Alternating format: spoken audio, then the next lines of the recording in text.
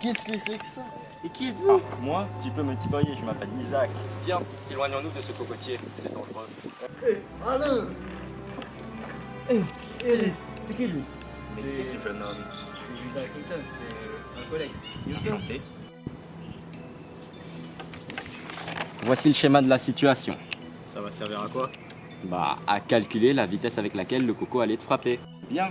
Et maintenant, quel est le système étudié? C'est la noix de coco. Et quelle force s'exerce sur cette noix de coco? Son poids égal à la masse fois le champ de pesanteur. Très bien, maintenant on peut enfin passer aux choses sérieuses. Regardez, il suffit juste d'appliquer la deuxième loi que j'ai écrite dans Principia Mathematica, ce qui se résume à ce que la somme des forces soit égale à la masse fois l'accélération.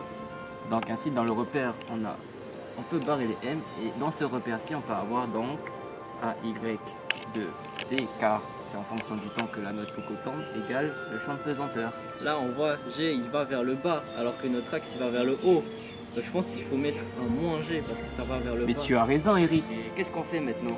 Alors maintenant, il suffit d'appliquer ce qu'a découvert mon collègue Pierre Varigny. L'accélération n'est rien d'autre qu'une variation de la vitesse dans le temps. Et donc l'accélération c'est la dérivée de la vitesse. Et pour trouver la vitesse, il faut intégrer. Tu te souviens le cours sur les primitives? Non. Donc par exemple là quand tu dérives on trouve la dérivée. Et là on fait le chemin inverse. Là on va pouvoir trouver la Là, vitesse. par exemple, on aura V, Y en fonction du temps égale A moins GT plus une constante. Comme ça, quand on va dériver ça, il n'y a plus de constante d'intégration. Et comme on dérive en fonction du temps, on retrouvera bien l'accélération. Ok. Et vu que On est dans une situation de chute libre, il n'y a pas de vitesse initiale. Et donc notre primitif n'a pas de constante. très bien, maintenant il ne nous manque plus qu'à déterminer cette vitesse. Donc, il nous faut juste connaître le temps. De mémoire, il était entre 1 et 2 secondes, je dirais 1,4 secondes. Donc la norme de la vitesse, ça serait alors VY au carré et tout ça à la racine. Ça serait la norme de la vitesse. En arrondissant, ça fait à peu près 14 mètres par seconde, soit environ 50 km par heure. Ah en fait je serais mort. Oh, merci Isaac Newton. Eh, au fond, réveillez-vous un moment. Oh ça, j'en vais prendre une pause, j'en peux plus. Monsieur, calmez-vous. Regarde. Et c'est la même chose. Mec.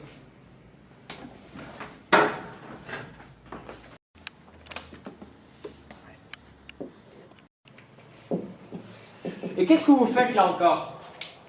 Recule. Mais en plus, c'est bon, hein. Qui vous a appris à faire ça? Newton bien sûr. Ouais, vous me le présenterez une prochaine fois, c'est ça. Allez, retourne à vos places.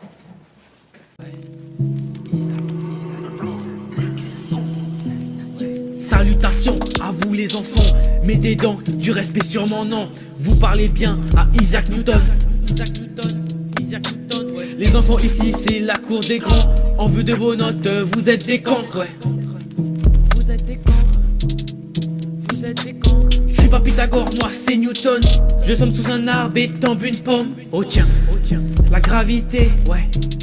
La gravité c'est cool.